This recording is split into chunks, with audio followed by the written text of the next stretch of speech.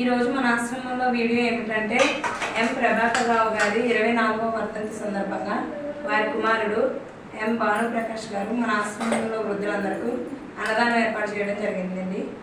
ఆశ్రమంలో వృద్ధులందరూ వర్ధంతి సందర్భంగా ఒక్క నిమిషం మౌనం పాటించున్నారు.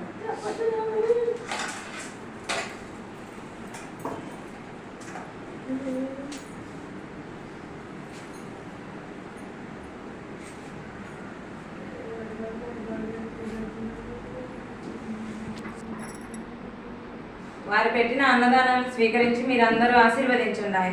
థ్యాంక్స్ చెప్పండి. అన్నదాత సుఖీభవ. అన్నదాత